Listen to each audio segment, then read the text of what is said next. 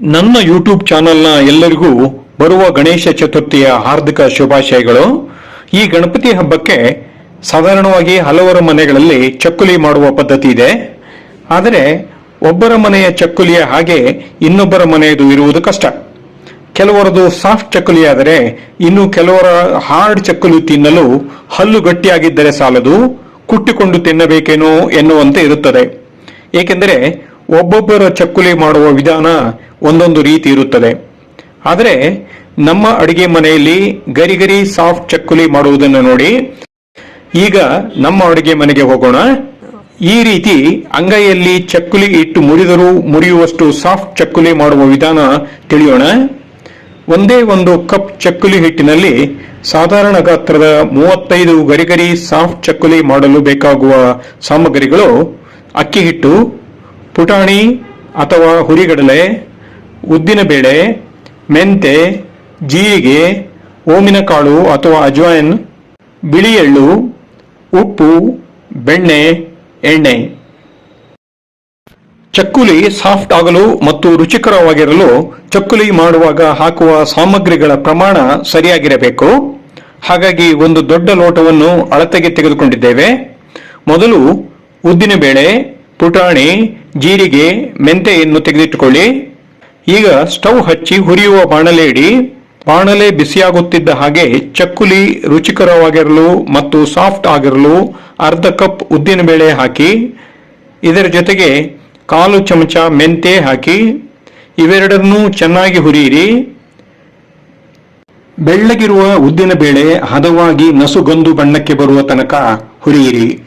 ನಂತರ stove off ಮಾಡಿ ಹುರಿದ ಬಿಸಿ ಬಿಸಿ ಉದ್ದಿನಬೇಳೆ, ಮೆಂತೆ ಜೊತೆ ಅರ್ಧ ಕಪ್ ಪುಟಾಣಿ ಹಾಕಿ. ಇದಕ್ಕೆ ಬಾಣಲೆಯ ಬಿಸಿ ಸಾಕು, ಪ್ರತ್ಯೇಕವಾಗಿ ಹುರಿಯುವ ಅಗತ್ಯವಿಲ್ಲ.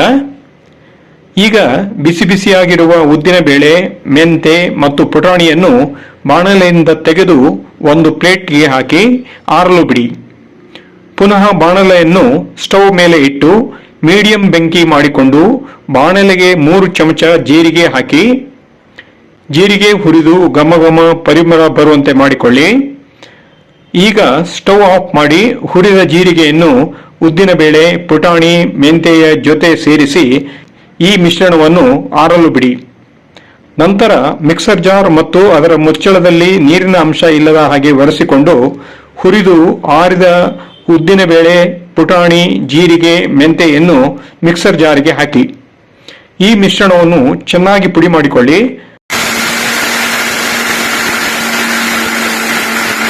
ಆದಷ್ಟು ನುಣ್ಣಗೆ ಪುಡಿ ಮಾಡಿಕೊಂಡರೆ ಒಳ್ಳೆಯದು.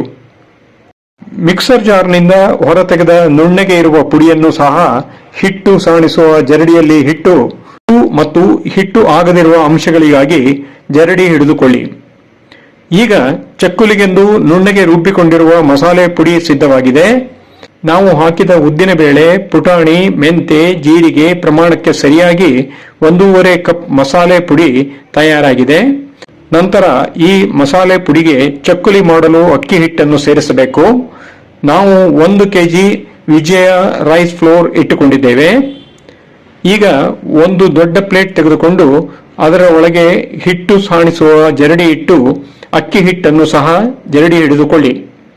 ಹೀಗೆ ಜರಡಿ ಹಿಡಿಯುವಾಗ 1 ಕಪ್ ಜರಡಿ ಹಿಡಿದು ಮುಗಿದ ಮೇಲೆ ಇನ್ನೊಂದು ಕಪ್, ನಂತರ ಮತ್ತೊಂದು ಕಪ್ ಹಿಟ್ಟು ಹಾಕುತ್ತಾ ಜರಡಿ ಹಿಡಿದುಕೊಳ್ಳಿ.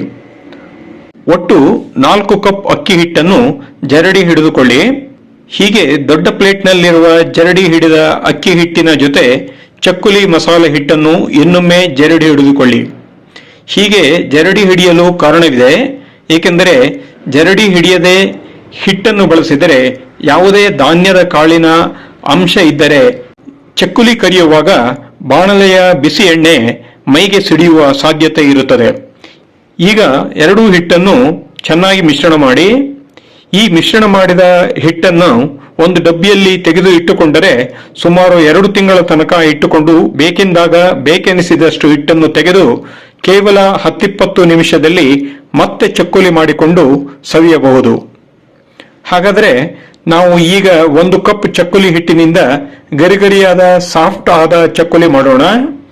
ಸ್ಟವ್ ಮೇಲೆ ಬಾಣಲೆ ಇಟ್ಟು ಈಗಾಗಲೇ ಅಳತೆಗೆ ಬಳಸಿದ ಲೋಟವನ್ನೇ ಬಳಸಿ 1 ಕಪ್ ನೀರು ಹಾಕಿ ಚೆನ್ನಾಗಿ ಕುದಿಯಲು ಬಿಡಿ. ಕುದಿಯುತ್ತಿರುವ ನೀರಿಗೆ ಅರ್ಧ ಚಮಚ ಉಪ್ಪು ಹಾಕಿ ಚೆನ್ನಾಗಿ ಕದಡಿ. ಈಗ ಆ ನೀರಿನ ಮೇಲೆ ಅರ್ಧ ಚಮಚ ಬೆಣ್ಣೆ ಹಾಕಿ ನಂತರ 1 ಚಮಚ ಬಿಳಿ ಎಳ್ಳು ಹಾಕಿ 3/4 ಚಮಚ ಓಮಿನ ಕಾಳನ್ನು ಸಹ ಹಾಕಿ. ಕುದಿಯುವ ನೀರಿನಲ್ಲಿ ಇರುವ ಈ ಮಿಶ್ರಣವನ್ನು ಒಂದು ಬೌಲ್ನಲ್ಲಿ ಸ್ವಲ್ಪ ಪ್ರತ್ಯೇಕವಾಗಿ ತೆಗೆದಿಟ್ಟುಕೊಳ್ಳಿ. ಒಮ್ಮೆ ಹಿಟ್ಟನ್ನು ಕಲಸುವಾಗ ನೀರು ಕಡಿಮೆ ಬಿದ್ದರೆ ಈ ನೀರನ್ನು ಬಳಸಿಕೊಳ್ಳಬಹುದು.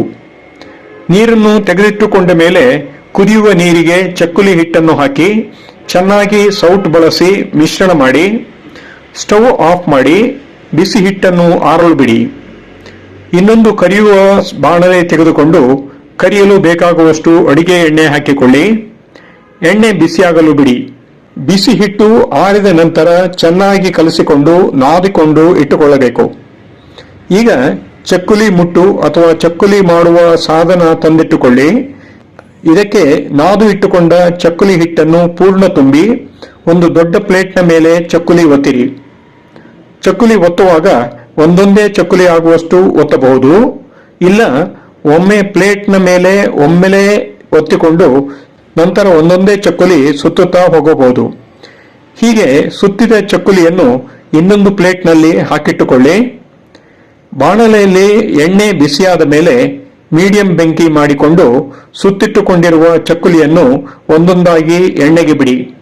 ಹೀಗೆ ಬಾಣಲೆಯಲ್ಲಿ ಚಕ್ಕುಲಿ ಚೆನ್ನಾಗಿ ಬೇಯುವಂತಾಗಲು ಬಾಣಲೆ ಎಣ್ಣೆಗೆ ತಕ್ಕಂತೆ ಚಕ್ಕುಲಿ ಹಾಕಿ. ಅತಿಯಾಗಿ ತುರುಕಬೇಡಿ. ಎಣ್ಣೆಯಲ್ಲಿ ಬೇಯುತ್ತಾ ಹೋದಂತೆ ಬೇಯುವ ಚಕ್ಕುಲಿಯನ್ನು ಮಗುಚಿ ಹಾಕುತ್ತಾ ಹೋಗಿ. ಎಣ್ಣೆಯ ಗುಳ್ಳೆಗಳು ಕಡಿಮೆಯಾದಂತೆ ಚಕ್ಕುಲಿ ಚೆನ್ನಾಗಿ ಬೆಂದಿದೆ ಎಂದರ್ಥ. ಹೀಗೆ ಚಕ್ಕುಲಿ ಹಿಟ್ಟು ಖಾಲಿಯಾಗುವ ತನಕ ಚಕ್ಕುಲಿ ಒತ್ತಿ ಚಕ್ಕುಲಿ ಸುತ್ತಿ ಚಕ್ಕುಲಿ ಬೇಯಿಸುತ್ತಾ ಹೋಗಿ. ಹೀಗೆ ಮಾಡಿದಾಗ 1 ಕಪ್ ಚಕ್ಕುಲಿ ಹಿಟ್ಟಿನಿಂದ ಸಾಧಾರಣ ಗಾತ್ರದ 35 ಚಕ್ಕುಲಿ ಸಿದ್ಧವಾಗುತ್ತದೆ. ಈಗ ಗರಿಗರಿ ಸಾಫ್ಟ್ ಚಕ್ಕುಲಿ ಸಿದ್ಧವಾಗಿದೆ. ಎಷ್ಟು ಗರಿಗರಿ ಎಷ್ಟು ಸಾಫ್ಟ್ ಎಂದು ನೋಡಬೇಕೆಂದಿದ್ದರೆ ಒಂದು ಚಕ್ಕುಲಿಯನ್ನು ಅಂಗೈಗೆ ಹಾಕಿಕೊಂಡು ಅದುಮಿ ನೋಡಿ. ಈ ಬಾರಿಯ ಗಣೇಶ ಚತುರ್ಥಿಗೆ ನೀವು ಈ ಗರಿಗರಿ ಮತ್ತು ಸಾಫ್ಟ್ ಚಕ್ಕುಲಿಯನ್ನು ಮಾಡಿ ನೋಡಿ. ಈ ಚಕ್ಕುಲಿ ಮಾಡುವ ವಿಧಾನ ನಿಮಗೆ ಇಷ್ಟವಾಯ್ತಲ್ಲ, ಒಂದು ಲೈಕ್ ಕೊಡಿ. ಹಾಗೆಯೇ ಗರಿಗರಿ ಮತ್ತು ಸಾಫ್ಟ್ ಚಕ್ಕುಲಿ ಮಾಡುವ ವಿಧಾನವನ್ನು ಇತರರಿಗೂ ಶೇರ್ ಮಾಡಿ. ಅದರ ಜೊತೆಯಲ್ಲಿ ನಿಮ್ಮ ಕಮೆಂಟ್ಸ್ ಅನ್ನು ಕಮೆಂಟ್ ಬಾಕ್ಸ್ ನಲ್ಲಿ ಹಾಕಿ. ಹಾಗೆಯೇ ಇನ್ನೂ ನನ್ನ ಚಾನಲ್ಗೆ ಸಬ್ಸ್ಕ್ರೈಬ್ ಆಗಿರದಿದ್ದರೆ ದಯವಿಟ್ಟು ಸಬ್ಸ್ಕ್ರೈಬ್ ಆಗಿ. ಮುಂದಿನ ಸಂಚಿಕೆಯಲ್ಲಿ ಭೇಟಿಯಾಗೋಣ. ಮತ್ತೊಮ್ಮೆ ಗಣೇಶ ಚತುರ್ಥಿಯ ಶುಭಾಶಯಗಳೊಂದಿಗೆ ಧನ್ಯವಾದಗಳು.